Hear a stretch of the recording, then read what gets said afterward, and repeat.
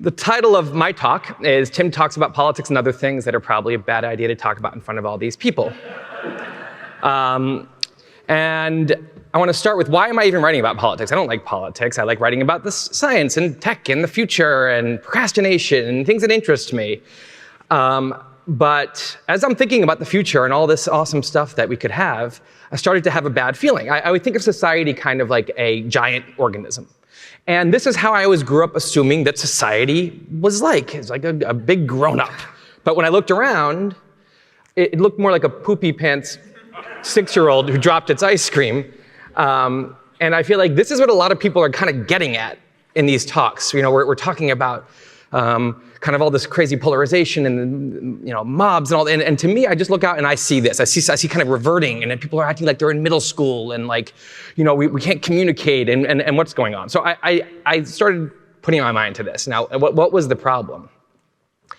And the problem is very complicated, and I'm not going to try to get into the whole thing today, but I think that what we can do is have a better framework to talk about the problem. I think that we are very constrained to this one-dimensional axis. It's like a straitjacket in our conversations. You know, you hear people say, the problem is, you know, the far left and the far right, we need to be in the center, we need to be more moderate. But what is that? And the center is just a policy position, right? The far left and far right aren't inherently bad. The far left is just kind of radical and questioning everything, and they're experimental. And the far right is just questioning, maybe we messed up, maybe we should go back to the way things were. I mean, there's nothing inherently better or worse about any part of this spectrum.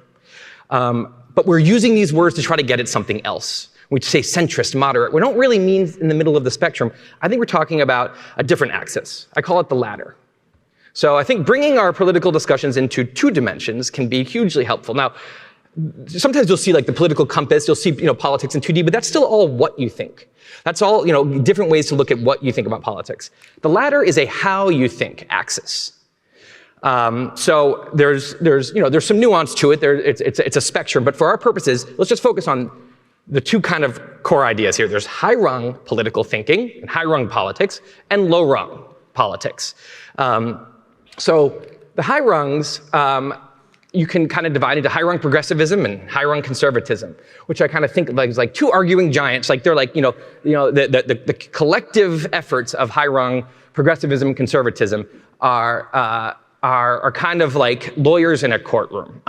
They're heated. They don't like each other a lot of the time. They have very different ideas of how things should go. But it's kind of like, you know, the 2 lawyers in a courtroom, this is kind of a wink that goes on, where they understand ultimately they're on the same team. They're 2 sides of a truth kind of discovery machine. And I think this is the same thing. They don't like each other, but they're actually ultimately on the same team trying to figure out the roadmap. How do we move forward? And the conversations in high-rung politics, they're complex. They're nuanced. You know, there's different realms. There's what is, right? There's science and history arguing about what is. That's hard to figure out. There's what should be, right? That's philosophy and ethics. Then there's, you know, even if they agree on those 2 things, how do we get there, right? What are the right policies, strategies, experimentation, testing? So there's a lot of nuance, there's a lot of complexity, and one of the core defining features is, if this is how you form beliefs, right? You know, you go from I don't know, some kind of process, to I know. High-rung politics is all about truth. They're geared towards truth. They start here at I don't know. There's kind of an inherent humility to this process. So I think of humility a little bit like trying to stay on a tightrope. It's not easy, right? It's easy for your confidence. You have the Dunning-Kruger thing. Your confidence shoots up when you first learn something, and then it goes down after you realize you don't know as much as you know. And then sometimes you can go too low. And so when you go too low, you're in the kind of the insecure zone, right? You actually know more than you think you know. But you're just not. You're even some kind of imposter syndrome.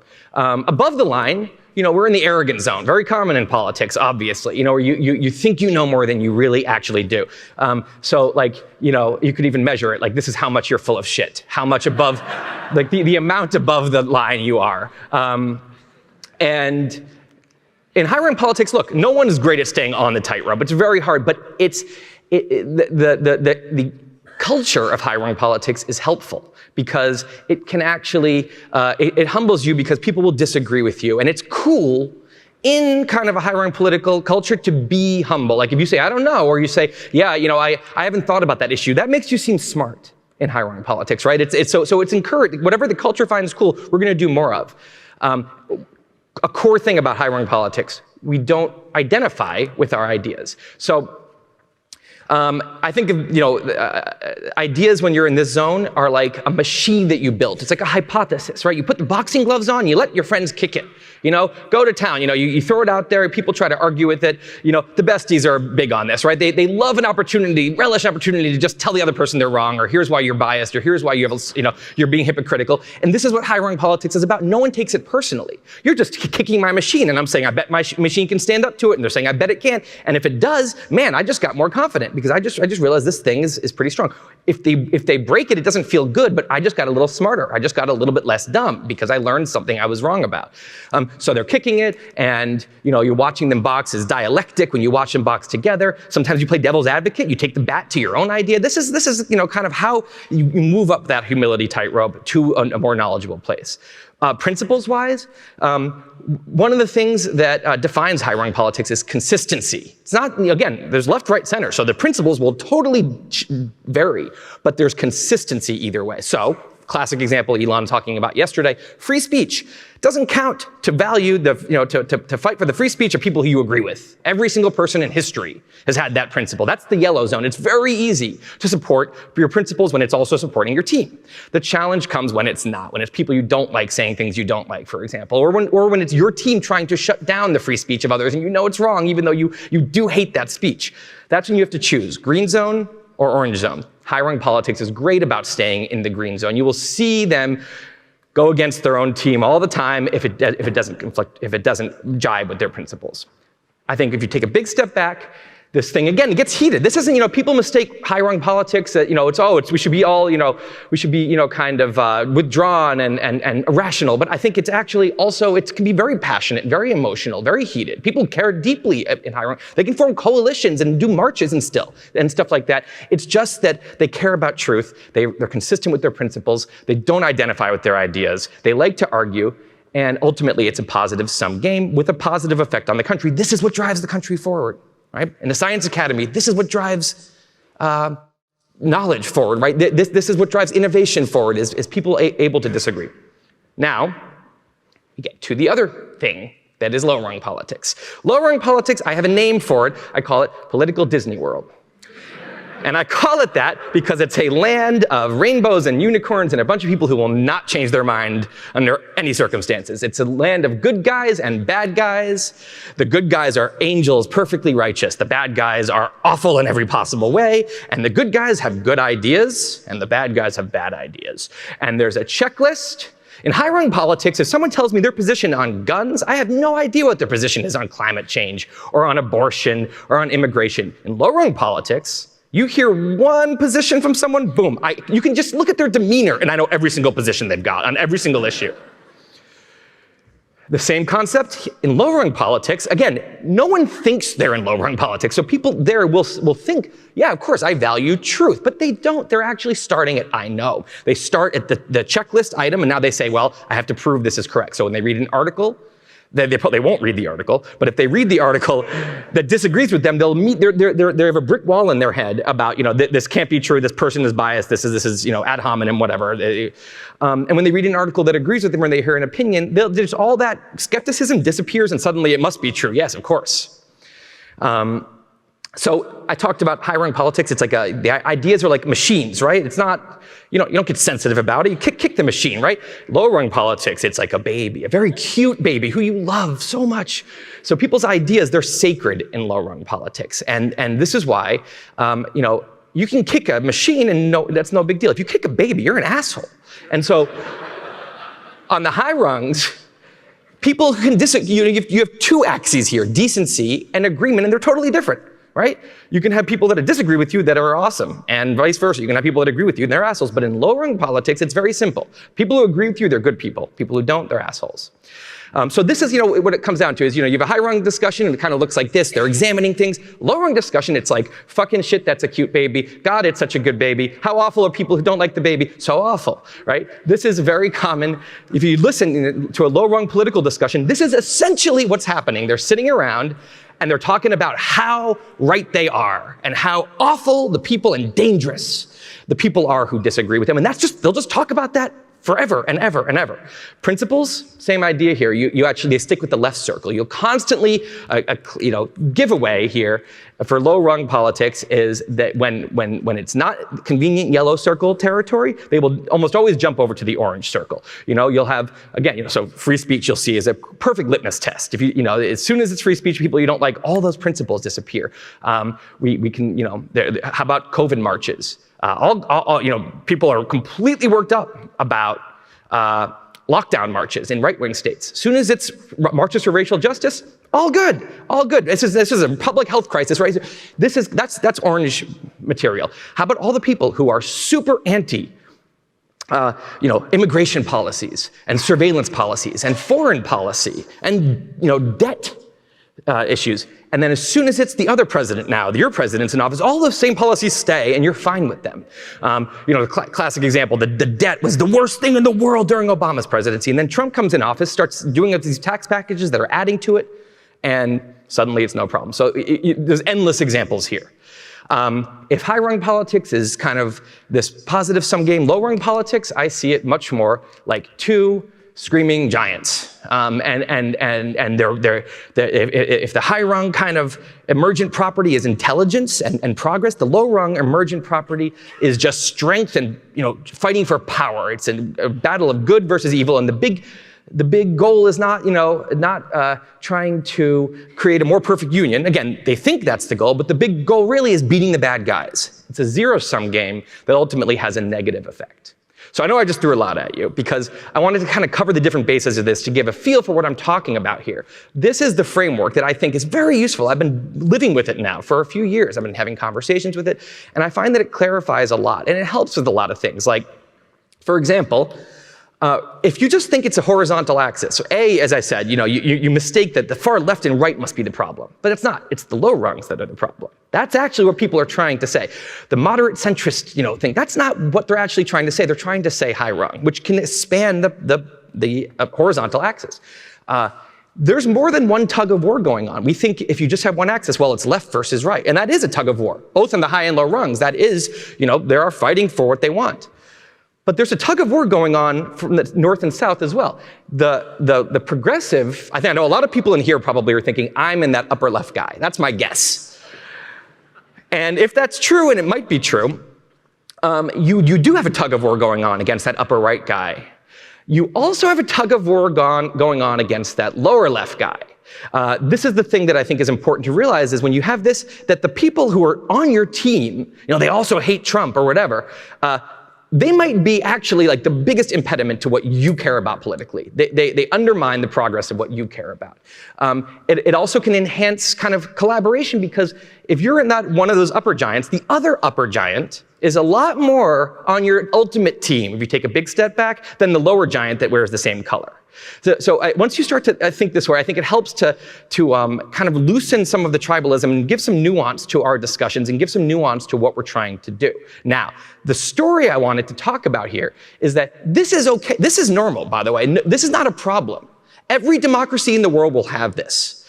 The founders knew this would be here. The goal was not to suppress low-rungness. It was to contain it. And actually, in the economy, to harness it for progress. But in politics, to contain it so it can't totally take over. They contain it by taking away the physical cudgel. You can't just conquer and become a dictator like so many low-rung giants in other countries have done. There's laws here, and most importantly, there's kind of a high-rung immune system, which is just vigorous defense against low-rung infringement. Low-rungness will try to shut down the conversations in the high rungs, and the high rungs resist. They say, no, fuck off. Like, you can't enforce your echo chamber upon us. You're allowed to have your echo chamber. That's fine. You can't enforce it. So this is how it's supposed to be. Now, part of the reason we're all here continually in each talk talking about, man, politics is awful and things are bad and there's a poopy pants. 6-year-old with the ice cream falling is because of, I think we've had some big changes to the environment. This is the kind of simple human equation I think about. You've got human nature is constant, the environment is what changes, and that produces different behavior, right? The people who are really hardened during war, they're not different biologically than us. They just were put in a very different environment, and it created different kinds of people. So our environment has changed a lot, and I think it's causing a lot of problems. I think it's causing a low-rung flare-up. So here's one way to think about it. In the 60s, you've got intra-party factions within the parties. Right? You have a lot of progressive Republicans and conservative Democrats, and these factions within the parties, they hate each other, right? Which was a source of tribalism. Some people are just so focused on the other people in their party, the other factions.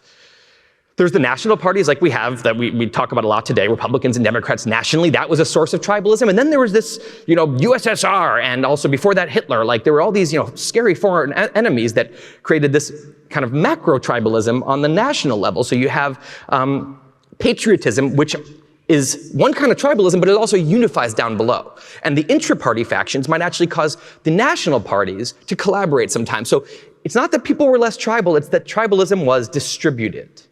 What's happened is now the intra-party factions have disappeared because the conservative Democrats have all gone to the Republicans, the progressive Republicans have all gone for lots of reasons we can get into some other talk, but that's waned. There's still a little, you still have Bernie and Hillary not liking, people not liking it, but it's much less of a thing.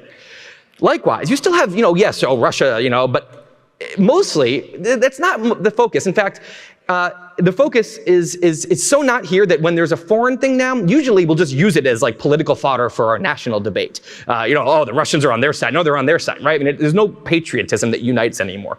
What you have is one big old political divide. And all the tribalism from all those things is concentrated into one place, which is unhealthy. That's not great. I don't think that's good. So this is one environmental change. No one's fault. It's just what happened. Then, you also have a lot of things with like the electoral map. You have between gerrymandering and, geographic sorting. You have purple counties turning, mostly red and blue now, which means primaries are actually electing the farthest right and left people as opposed to, people who can win a general election. There's a lot of other kind of little environmental changes. But one huge one that we talk about is the media. I think of I'd like to place them on a media matrix. Accuracy on the y-axis and objectivity. So where you want to be is the top middle, right? And actually for a long time, there was an incentive magnet to be there for ABC, CBS, NBC, right? They didn't want to seem like they were inaccurate, and they had to cater to the whole country, which kept them somewhat close to that. There was this incentive magnet. Today, you have cable TV, and then eventually you have talk radio, and you've got then the internet and all these websites. You have tribal media, which is a totally different set of incentives. You cater to one side only. It's more bias, the more clicks, and accuracy is just not a concern to the audiences they end up having. And then you have this feedback loop, like was discussed yesterday, where once you cater to that, now you have to keep that going, right? You've now lost a neutral audience, and so now we have a lot of Americans super addicted to a really trashy reality show. It's the Real Politicians of Washington. And then, it took me a long time to make this, by the way. I think McConnell's my favorite. Anyway, so then you've got, of course, the big bomb drops in our environment. You've got social media. This is a real graph showing people retweet things they agree with to people they agree with almost entirely, right? It's these algorithmic bubbles. It's insane, and so if you're one of the people that actually, I follow all kinds of different people, you're very rare because, and it didn't used to be this way. John Ronson talks about, how it used to be a radical de-shaming, like Twitter. You go on and be like, oh, I do this embarrassing thing. People would be like, me too. And it'd be like, oh, so nice and fuzzy at the very beginning. And then it turned into, wait a second, this bad guy is harassing women at work. And now actually this woman has power for the first time. She can talk about it on social media. We can create a whole kind of coalition against it, and he gets fired, and it's exhilarating, and this is good, right? This is speaking truth to power.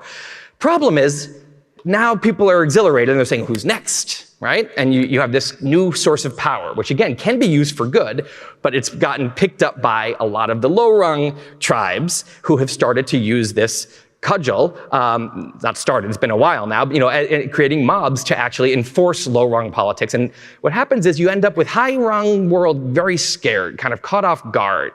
The normal defenses, the normal immune system is not doing its job. And so what happens when the high-rung world gets scared? This is a very, it can set off a domino effect. Imagine we picture, this is the high-rung world. These are brains. This is what a bunch of high-rung people in a community think.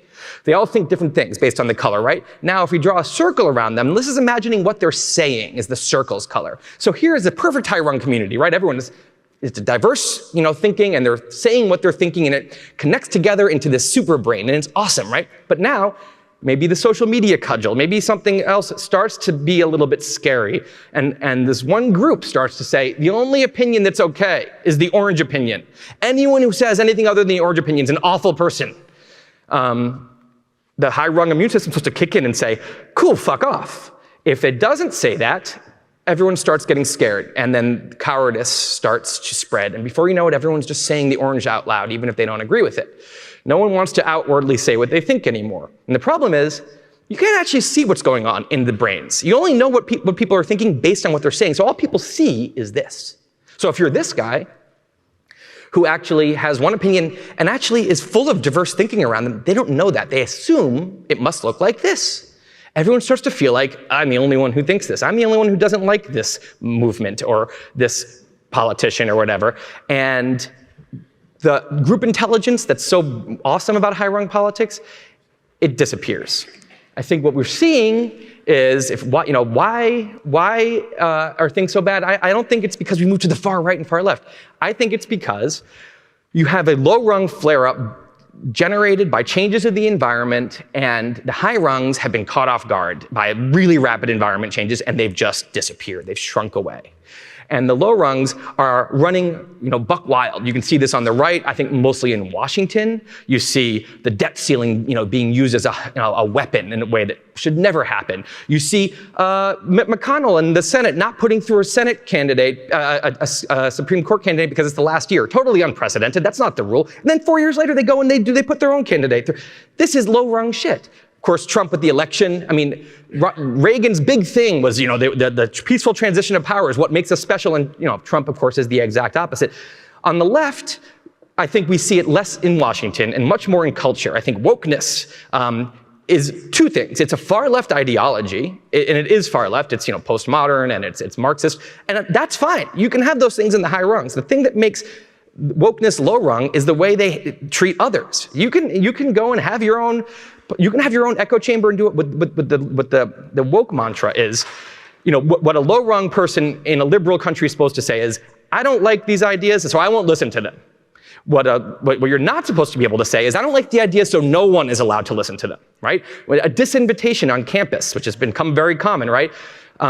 It's not saying, I won't go to that talk, which is a low-rung thing to say. It's much worse. It's saying no one on this campus is allowed to hear that talk. And we see that having played out. We see James Bennett, the editor of the New York Times op-ed section, getting fired because he published an op-ed by Tom Cotton that 62% of the country agreed with, but it didn't jibe with woke orthodoxy. You see Denise Young at Apple, a black woman who's the head of diversity, who says, to me, diversity is not, it's more complicated than just about something like race. When I look at 12 blue-eyed, blonde-haired guys, I see diversity. I see different people, diverse in different ways. She was fired for saying that. You can go on and on. Medical journals are retracting papers that have never retracted papers before because double peer-review papers because they get a rise on Twitter from the woke mob. So I think we're seeing this in different ways, but to me, it's all one big story, which is that we're having a low-rung flare-up, and these low-rung giants are out of hand. They're doing things they're not supposed to be able to be doing, and they're doing that because the immune system's failing, and that's why we all look like this. Now, the good news is, I do think this can change. I don't think most people are like this. I think most people are, and by the way, if you think this is, another binary divide, we are all high-rung and low-rung at different times, and that's one of the big differences here. I think that if we want to get out of this and get back to here, we need two things. We need awareness, which is the first thing. We need to be aware of, I think, this axis, and to think about not just where am I being bullied intellectually, what's really the low-rung thing and what's not, but also where are we being low-rung? Because we all can do this. This is a huge part of our brain that wants to go and identify with our ideas and be hypocritical. So where am I doing it? Where are the people around me doing it? And maybe realizing, okay, maybe the people that on the high rungs when I am there that disagree with me horizontally, maybe those are my friends a lot more than the low-rung people that are voting for the same candidate. And finally, awareness without saying anything out loud is useless, right? We need awareness has to be coupled with courage. People have to start speaking out. And actually, that's the high-rung immune system is built of courage. It's built of people actually standing up. And you've seen this with some companies declaring we're not a political place. That's courage in the face of a cudgel that's trying to get them to be political. And so I think if you can have a little bit more awareness and a little bit more courage, this low-rung flare-up can be, I think, controlled. And I think we can end up in a better place. Thank you.